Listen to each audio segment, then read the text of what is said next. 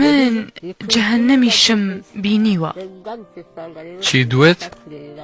دەڵێم چوومەتە جەهەنەم و دواتر گەڕاومەتەوە. من ناتوانم ببینم. پێویستە بە دەنگێکی بەرز قسە بکەیت تا بتوانم گوێم لێت بێت. هەرگیز بیرتان لە ژیان کردووەتەوە بە بێبوونی دەم و چاو؟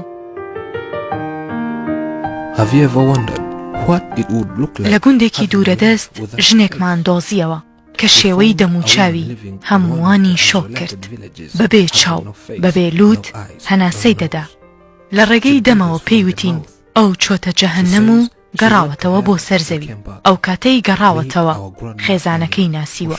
کاتێکیش گەڕاوەتەوە شێوەی دەم و چاوی هەمووانی شۆک کردووە. ئەو ناوی ئامینەیە. پێویستە زۆر لە خۆی بکات تا گوێی لە شتەکانی دەوروبەری دەبێت. ئەمەش بەهۆی ئەو حاڵەتەوەیە کە تێیدا دەژی. لەم جۆرە نەخۆشیەی ئامینە تەنها دوو توش بوو لە جیهاندا هەیە. ئامینە لەدایک بووی ساڵی 1944 واتە تەمەنی 77 ساڵە. لەو گوندە لەدایک بووە و تەواوی ژیانی لەوێ بەسەر بردووە.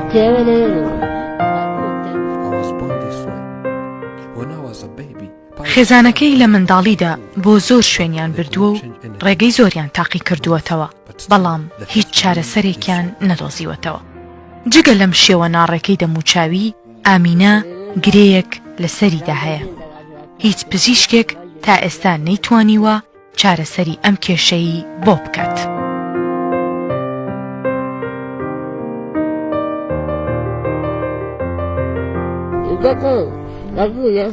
ئەو دەڵێت مێژوویەکی خراپم لەگەڵ دەم و چاومدا هەیە. بە درێژایی تەمەنم خەڵک پێم پێکەنیون. ئەمە ژوای کردووە زۆر لە ناو خەڵکی بترسێت و دوورە پەرێز خۆی بگرێت.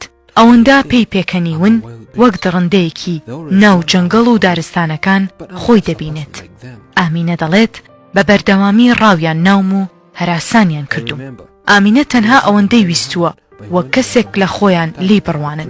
ژیانێکی تەواو جیاواز لە مرۆڤایەتی ژیاوە. ماوەیەکی زۆرە دوور لە خەڵکە. ئامینە خواردن و خواردنەوە و هەناسەدانی تەنها لە ڕێگەی دەمیەوەیەتی.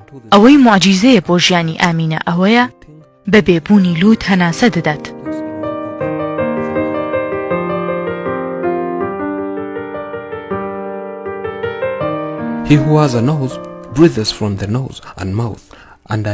ئامینە دەڵێت ئەگەر خوددا ویستی لەسەر بواە دەمێک بوو لە دەست ئازار و نەهامەتی و گاڵتە پێکردندا مردەبووم، بەڵام دیارە ئەو ویستوێتی من بژیم.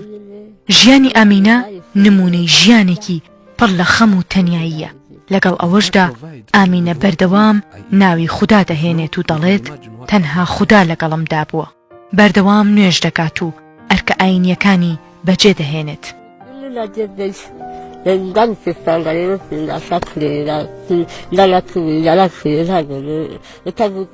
ئامینە دەڵێت ئاواتم ئەوە بووە هاوسەرگیری بکەم و کەسێک هەبێت بەردەوام لەگەڵی دابم. بە وتەی خۆی ئامینە لە پێشتردا هاوسەرگیری کردووە و دوو منداڵی هەبووە، بەڵام ڕۆژێک هاوسەرەکەی ژنێکی دیکەی هێناوەتە ماڵەوە و ئامینەی لە ماڵ دەرکردووە. لەو کاتەشەوە ئامینە لە دووری خەڵک و لە ناو دارستانەکاندا دەژی. ئامینە مێشکێکی زۆر تەواو و کارامەی هەیە و هیچ کێشەیەکی تێگەیشتنی نییە. ئامینە موسڵمانە و بڕوای تەواوی بە بنەماکانی ئیسلام هەیە. ڕۆژانە 5 جار نوێژ دەکات. ئەو دەڵێت دەمەوێت بچمە مزگەوت نوێژ بکەم، بەڵام ئەمە زۆر قورس دەبێت بۆم، چونکە پێویستم بە کەسێکی دیکەیە بمباتە ئەوێ. منیش کەسم نییە و بێکەسم. ئامینە زۆر دڵخۆش دەبێت بەوەی خەڵک سەردانی بکەن. ئەو کاتانەی کەسێک سەردانی دەکات ئەم توند دەستەکانی دەگرێت و پێی دەڵێت بەجێم مەهێڵن. بەشێکی زۆریش لەو کەسانی دەچنە لای بەدڵ شیرین بانگی دەکەن.